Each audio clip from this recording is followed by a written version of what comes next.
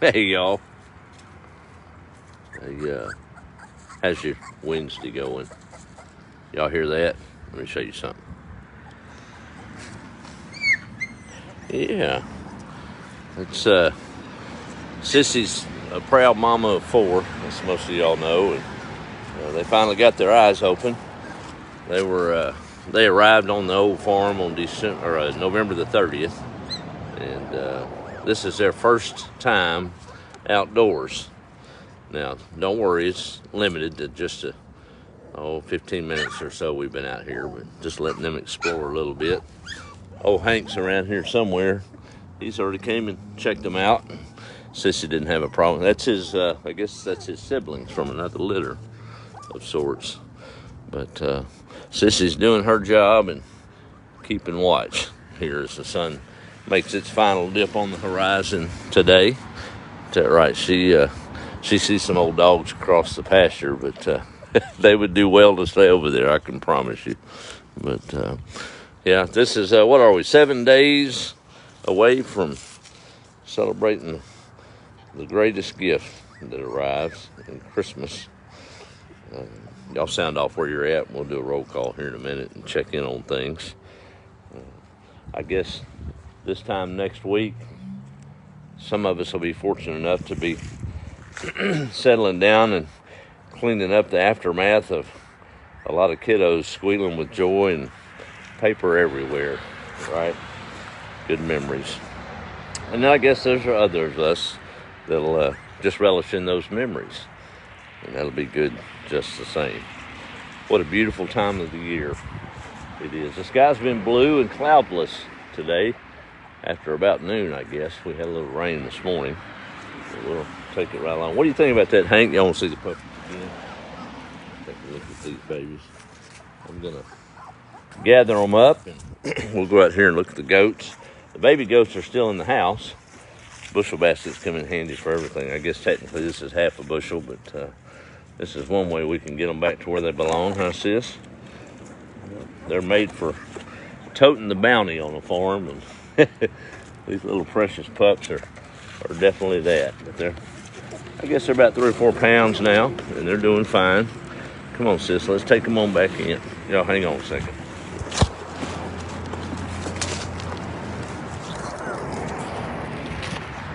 Somehow in my mind I pictured that to be easier, but not so much. Finally got a little cool air on the place today. It's been unseasonably warm, but obviously that is how it is in Texas, right? 2 seasons, winter and February. Yeah, that's all right. So they're still in the house, and they're living life, and she's taking good care of them, as you can see. Just wanted them to get a little outside air today. Y'all hear the goat babies in the background? Yeah, they're ready to be fed, ain't they? Had a few thoughts on my mind this evening. I don't know if y'all saw it. I've got it lit up there on that old pine tree. It sure looks better at night, but see that little old cross came from a dear friend, and just kind of hit me last night after we hung it up. That's what this season's all about, right? That gift. I was thinking the old story of no room in the inn. You know, there's some folks that live among us. They're not in mass, but most of them, they're pretty cheerful, optimistic, resilient, affectionate. I've met a few in my life, don't have any necessarily in the family, but they were born with an extra chromosome than the rest of us. I know it's not scientific, but for me, I sometimes call it the God chromosome. We label them as Down syndrome. But those are the happiest people I think I've ever come across when I get to encounter one of them. Well, there's a story of a young man named Bobby in his teens, and he was blessed with that God syndrome, as I call it, that extra chromosome. And coming time for the school play. They had blessed him with the role, and his mom didn't know which one they'd give him. Figured he'd be a little old shepherd standing out in the field watching his sheep, as they did back in that day. But no, the teacher decided he would be the innkeeper in the story of the miracle of the birth. And he had a line to memorize, and his mom didn't know how that would go. But his line was simply, "There's no room in the inn." Bobby took it as serious, and he wanted to do well. He memorized those little words and memorized them. And the night came for the school play, the story of Jesus' birth. Bobby was ready. He was there at the prop desk, the innkeeper's desk, if you will. Joseph and Mary, in character, walked up with getting ready to have that little baby Jesus that we all know the story. And it came time for Bobby's only line, "There's no room in the inn." He watched the two approach, and he took it serious. As they approached, he froze there on the stage, forgot his line. He was able to get out, "There's no," but that's all he could remember at the time. The whole crowd felt so bad for the young man as he struggled to find the rest of the words to the line that he was supposed to say. Joseph saw what was happening, and everybody loved Bobby. He thought he would step in and help him with his line. At just about the time Joseph was going to whisper the line under his breath, Bobby blurted out, "You know what? Y'all can just come home with me. I've got an extra room." How beautiful is that?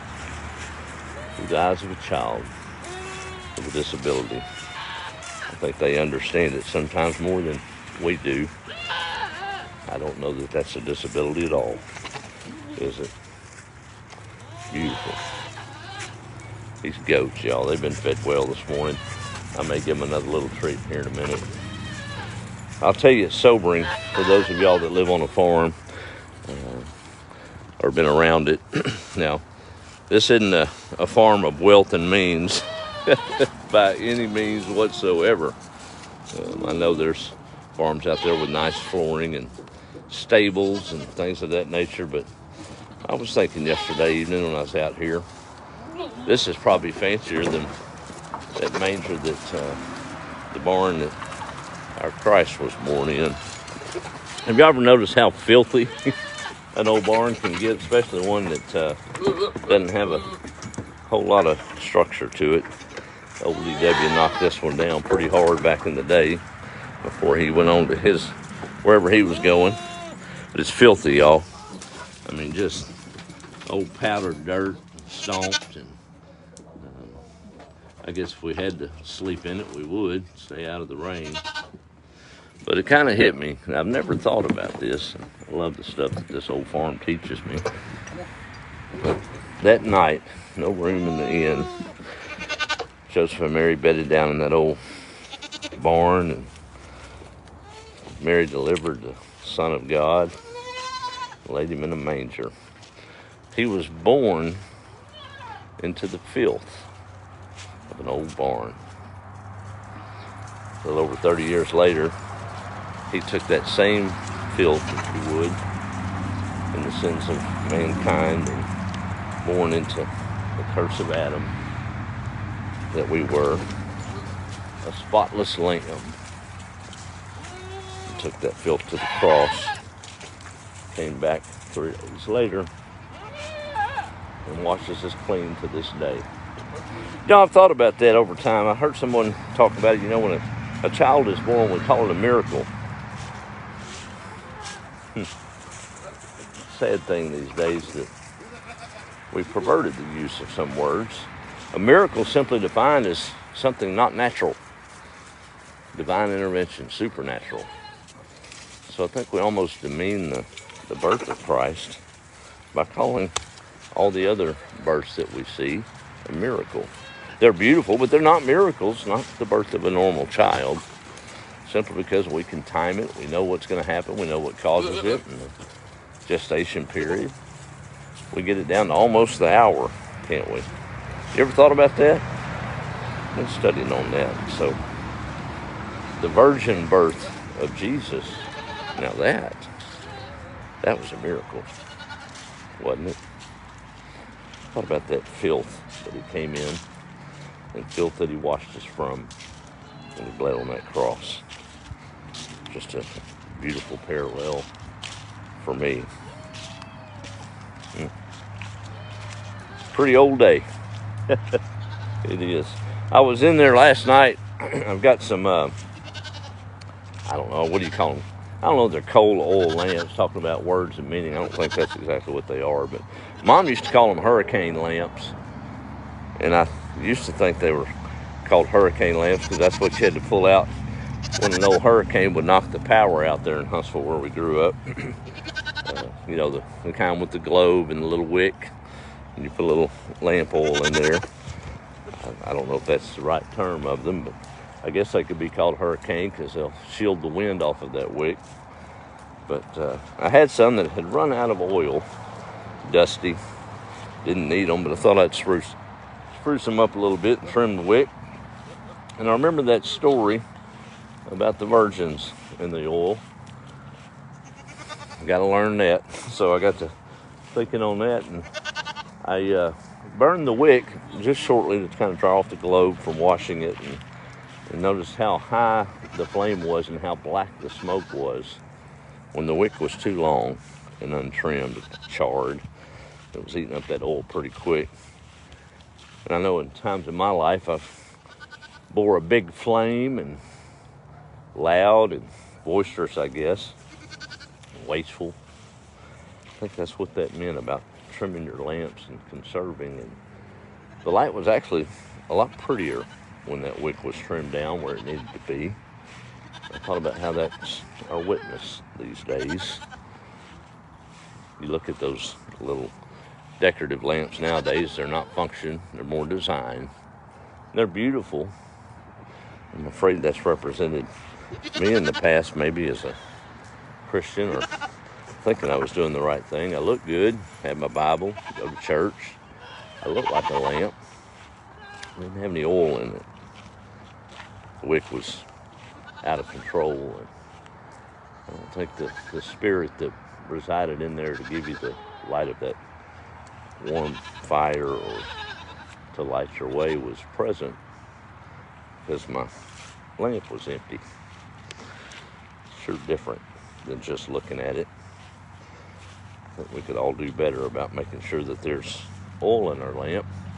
I think I'd rather be a old dusty lamp full of oil with my wick trimmed just right among the folks that need to see that light than it just be that pretty decor on the coffee table in there, looking like I had a semblance of light, but nothing in within, right?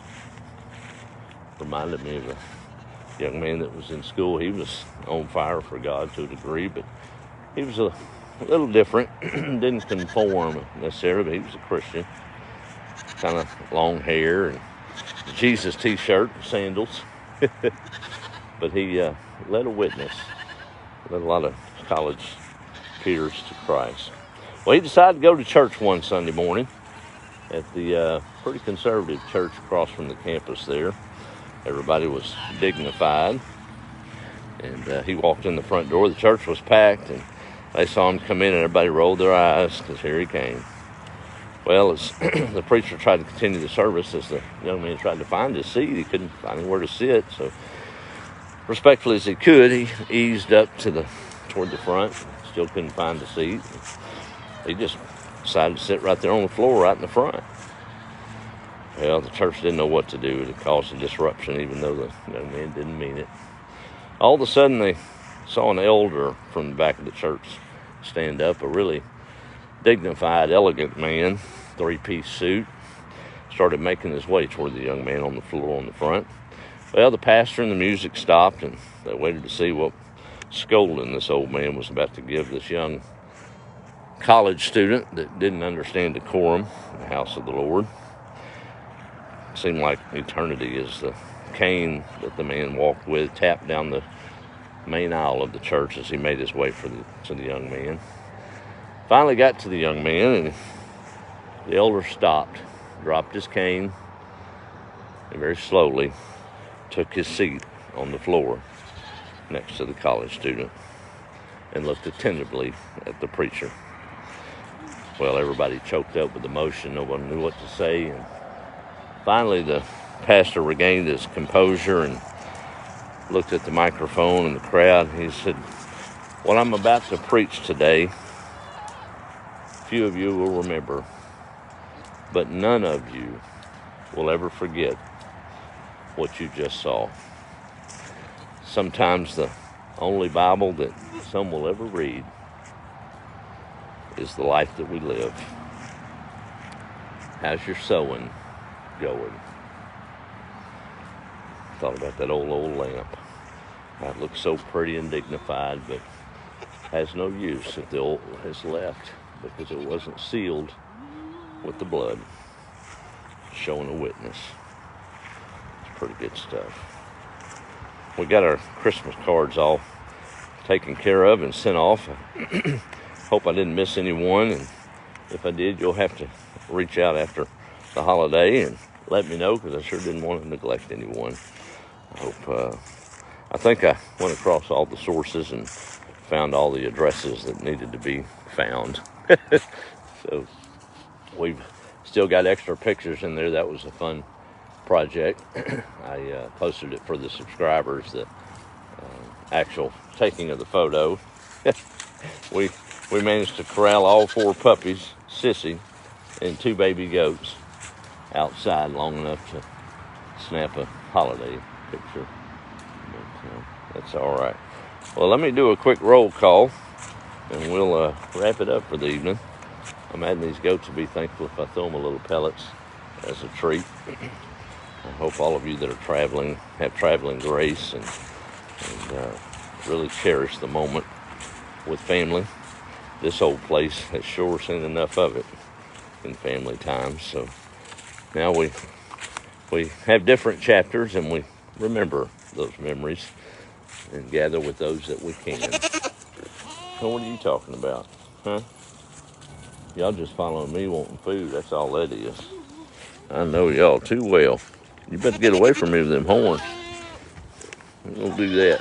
I don't know if it's gonna be safe. I'm gonna be a little wiser, and I don't think I'm gonna try to do a roll call without eyes on these goats. So I think I'll ease back to the safe zone, and we'll do that. Act like I got a little sense, a little learning. What's up, chickens? What y'all doing? Hang on. I ought to be good at this by now after doing this since 2018. Everything one-handed. Still a challenge at times. Say hi, chickens. Yeah, old Rooster boy. Yeah, y'all making the eggs today? I gotta go. Oh, you didn't? You gotta go get your work done? You almost got busted, didn't you? Oh, man. Something else. All right, let me put these spectacles on, and we'll scroll back up through it. See how we're doing tonight. I hope y'all all have a very Merry Christmas. We'll try to jump on one more time. I'm hoping Dad will read the Christmas stories in times past, but we're not gathering till after the holiday proper. So it was always tradition, my granddad, before we opened gifts in the evening. That was an aggravation. He never heard kids beg to hear the Bible more than on Christmas Eve. I'll tell you, whether we opened the presents at Christmas Eve or Christmas Day, us as kids had to sit down and listen to Pawpaw tell us and read us the Christmas story out of Luke or Mark or wherever gospel he chose to read it from that night. And then and only then could we then open our gifts. Dad continued that tradition after Pawpaw passed with my kiddos, and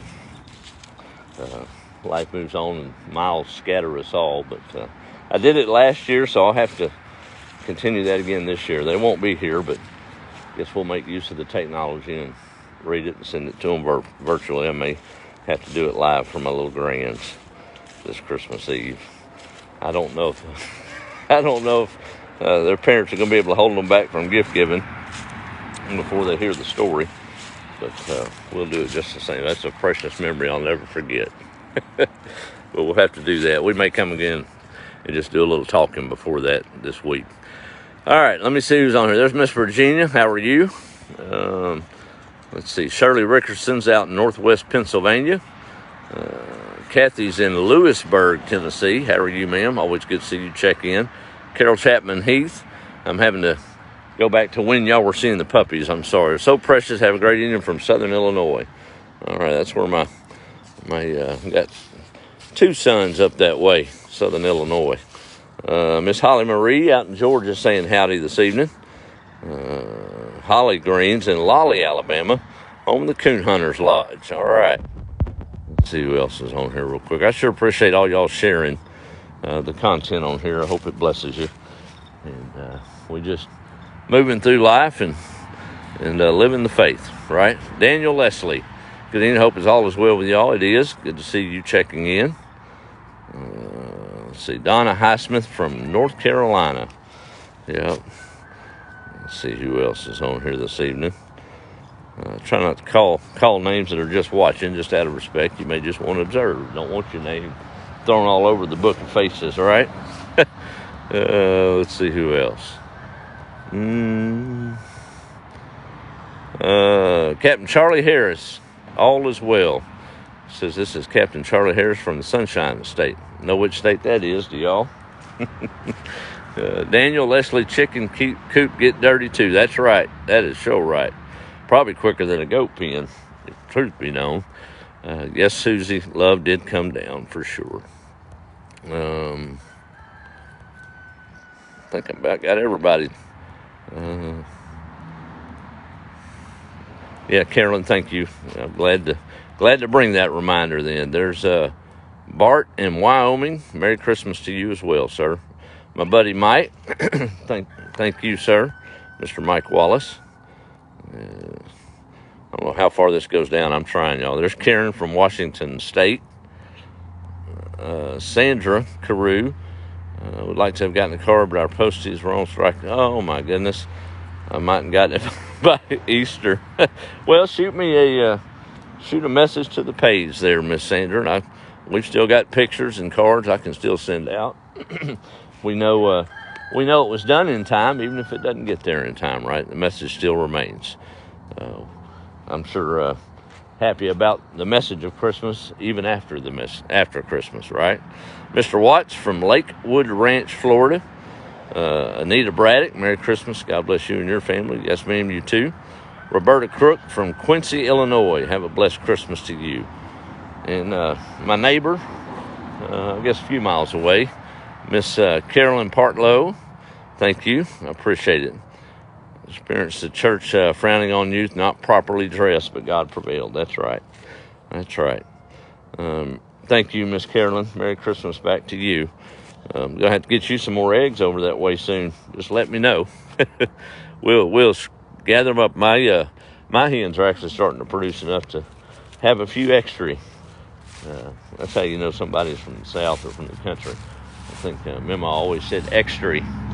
It's E-X-T-R-Y. There's no A in it. Got a few extra. That's right. Merry Christmas from the Leslies. Thank you, Daniel. There's my buddy, my oldest son. If he does that year, could you record it for the kids? Yes, sir, Jeremy. I'll definitely do that, son. And we need to talk about holiday arrangements for Izzy and Jasper. So maybe I can read it to them or have Pawpaw do it. But I hope you have a good day. I'm going to holler at you this evening or tomorrow. Love you, buddy. There's Tommy Stutzman. Merry Christmas, my friend. God bless you and your family. Back to you, Tommy. Donna, how are you, ma'am? Miss Donna Browning. I appreciate that.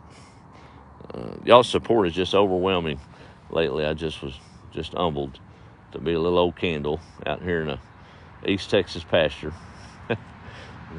But all your comments, all your support, the shares, I'm still, let's see, we started, and I guess numbers or whatever, it doesn't matter as long as one person's affected, but it's still fun to look at.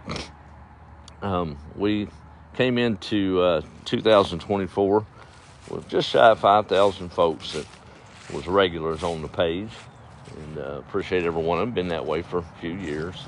Some of y'all have been with us a while and seen the walks and talks. We slacked off for a couple of years just with life and getting busy, and I just got back to it this year, getting the farm rebuilt. But we have just crossed 54,000 people tuning in along the way on this page this week. Isn't that something? Yeah, it's all right. It just boggles my mind, but we take it as it comes, right? There's Marlon Neiman. Merry Christmas back to you. Let's see who else is on here. Ruby, new watcher. Well, welcome to the farm, ma'am. Thanks for tuning in. Benita saying howdy. And let's see. Susie's checking in from Ohio. How are you, ma'am? Looking back through. Mary Ackley from Ohio. Thank you. There's Miss Aggie, my good friend from Allen, Texas. Merry Christmas to all. Love my lights. Well, they're pretty simple. That's even better because it ain't but a couple of strands to take down. Later on, some folks I need to leave them up all year round, but I guess I'd fit in. That's kind of the way to do. That's pretty much East Texas standard, isn't it? Just leave them up all year. These don't scream Christmas. They scream a different meaning, and that's all right, I guess. I guess I could for a little while. There's Miss Jamie Taylor. Thank you, ma'am. I appreciate you following along. You're a blessing back. I don't think y'all realize how much y'all bless me. You say I bless you, but we're all in this together, working to spread the gospel. And, I appreciate all of y'all's support. There's Terry from Alabama. Benita says she's in Arkansas. Tim's in Iowa. Kenneth Pankratz. I hope I said that right, buddy. Howdy from Montana, he says. Texas saying howdy back to you. There's my good friend across North Nacogdoches way, Miss Heidi. Merry Christmas back to you, ma'am. Let's see. All right, Jeremy, I'm just reading your message. I got you. Let's see. All right, I think that's everybody. All right. Well, you can always tell when it's feeding time around the farm. I got animals all around me. We've got quite a list of critters around here. See if I can remember how many I got of each. Let's see, we got 5 cats. Of course, they're all outside. 2 white ones, 2 black ones, and a calico. We've got Hank out here. That's 1 dog. And then Bart, the deaf and blind dog in the house. And Sissy, that's 3 adult dogs. So that puts us up to 8 critters. And 4 puppies. Now we're at 12. Let's see, 2 baby goats in the house. Now we're at 14. And then 10 goats. That's 24. And probably about, we got 6 baby chickens. Now we're at 30. And about half a dozen adult chickens and a couple of roosters. So I'm going to have to put up a sign with I've been through Texas towns without that much population. Oh, man. I guarantee you won't find a mouse or a snake on this place with all these cats. They don't have a chance. And for those that care to blast me later about animals, that's fine. You do you, and this is what I'll do. But all these cats are all fixed, so they're not proliferating. They sure will if you don't, though. But I guess that if you're mad about it, I quoted this today. I'll tell you what my grandma used to tell me. She said, you can just get glad in the same pants you got mad in. And I'll say that as nice as I can. Oh, well. Y'all have a good evening. Get in here behind this little heater and call it a night. Merry Christmas. Talk to y'all soon.